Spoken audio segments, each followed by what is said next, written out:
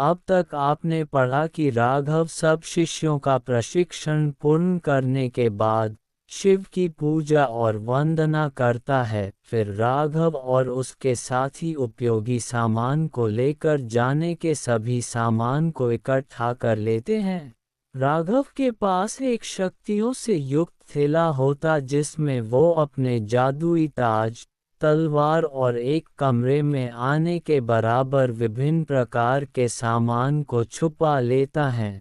इसमें से सामान विशेष प्रकार से ही निकाला जा सकता है, बाकी किसी अन्य द्वारा देखने पर यह खाली दिखाई देता है। राघव और उसके 5 शिष्यों के सामान जमाने के बाद वो सब घोड़े पर बैठ के राघव के पिता के बताई हुई दिशा में निकल जाते हैं।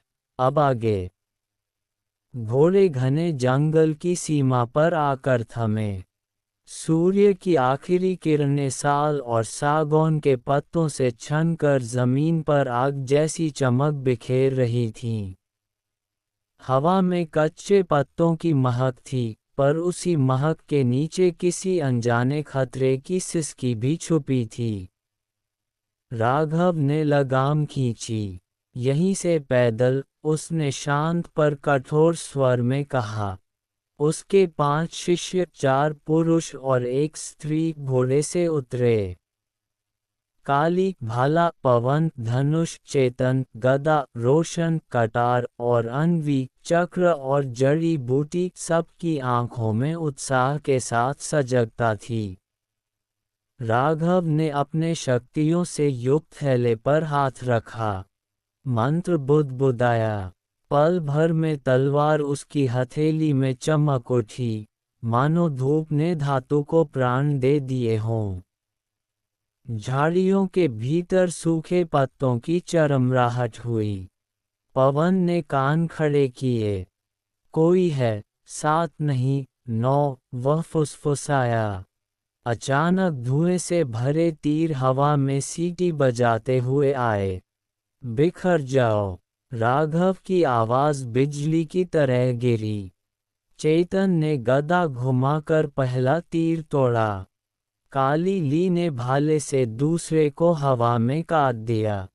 अन्वी ने चक्र उछाला, चमकती धार ने एक झाड़ी को चीर दिया और भीतर छुपा हत्यारा चीख के साथ गिर पड़ा। काली पोशाकों में उपद्रवी हत्यारे सामने आ गए, चेहरों पर कपड़ा, आंखों में पागलपन। राघव आगे बढ़ा। उसकी तलवार हवा में वृत्त बनाती चली। शिव चक्र। एक हत्यारा कूदकर आया। राघव ने कदम बदला, तलवार की सपाट चोट से उसे पेड़ से टकरा दिया। रोशन ने कटार से पास आते दुश्मन की कलाई काटी, हथियार गिरा। पीछे से काली चिल्लाया। अन्वी ने बिना देखे चक्र वापस बुलाया। वह घूमता हुआ आया और पीछे से वार करने वाले की टांगों में फंस गया। पवन एक ऊंचे पत्थर पर चढ़ गया। आकाश साक्षी। तीर छूटे। 3, 5, 7, हर तीर लक्ष्य ढूंढता गया। जंगल में चीखें गूंज उठीं। चेतन ने गदा से जमीन पर प्रहार किया। कंपन से 2 हत्यारे संतुलन खो बैठे। काली का भाला उनकी ढाल भेदता हुआ निकल गया। अचानक जंगल मौन हो गया। पत्ते थम गए। हवा ठंडी पड़ गई। झाड़ियों से विशाल शिकारी निकला, धारीदार, आंखों में पीली आग, दांतों पर खून। वह इंसानों से नहीं, मौत से बना लगता था। शिकारी ने छलांग लगाई, सीधे पवन पर।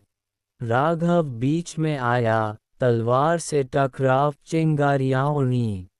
अन्वी, जड़ी। अन्वी ने शीशी फेंकी, धुएं ने शिकारी की दृष्टि धुंधली की।